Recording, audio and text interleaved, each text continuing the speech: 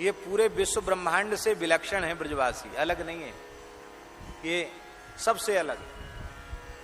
एक महात्मा कथा कह रहे थे तो थोड़ा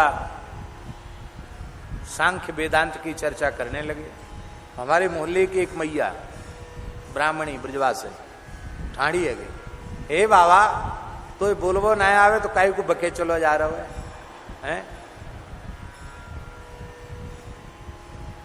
कहा बोलो तेरो भेजो खराब तो ना है, बक्यो चलो जा रहा हो। हे तेरी समझ में नहीं आता, तू बैठ जा। ना बैठ रही, बड़ो आओ बैठ जा बैठ जा। 1-2 वर्ष से कथा सुन रही हूं, 40 वर्ष से कथा सुन रही हूं, सलाई नाय पर रही। तू कहा गाय रहो है, भागवत गाय रहो कि भगत माल गाय रहो कि महाभारत बोल रहे हो, पतो ना?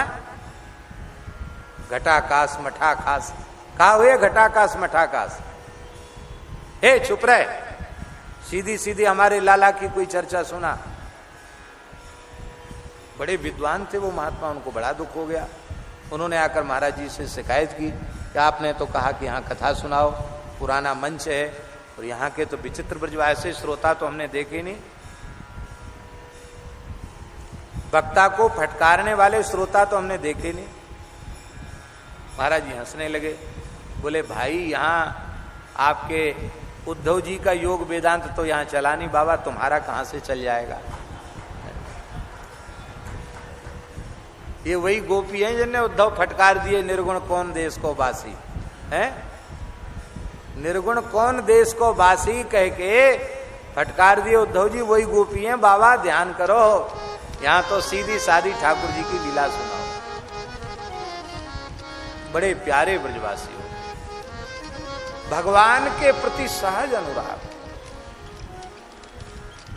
इसलिए सदा वंदनीय है वो। चाहे जितना सिद्धावस्था को कोई साधक पहुंच जाए तो भी ब्रजवासी के प्रति सदा कृतज्ञ रहना चाहिए। न जाने कितने जन्मों तक भजन करके ठाकुर जी के प्रति जो अपनापन आपके भीतर नहीं आएगा, वो ब्रजवासी में जन्मजात होता है। ये उसकी महिमा नहीं है, ये ब्रज की रज की महिमा है। रजरानी में उसका जन्म हुआ है ना, ये उसकी महिमा है।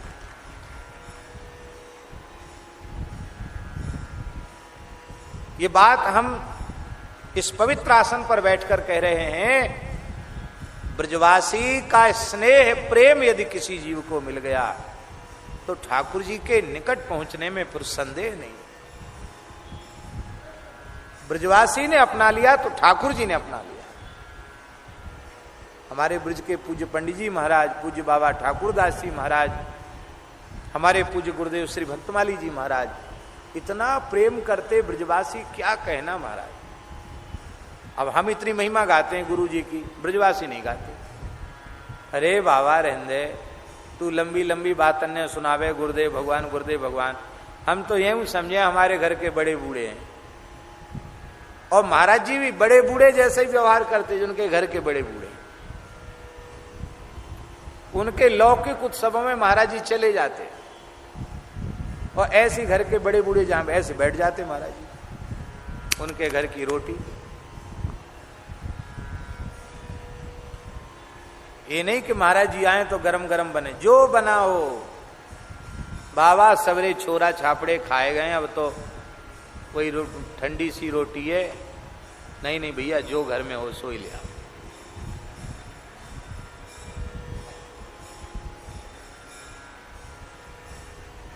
भक्तमाली जी महाराज और अमुक महाराज नहीं बोलते, हमारो बाबा। क्या कहते? हमारो बाबा, हमारो बाबा। भैया ये जिसको हमारो कह दें उसको ठाकुर जी श्री जी को अपनाना ही पड़ेगा।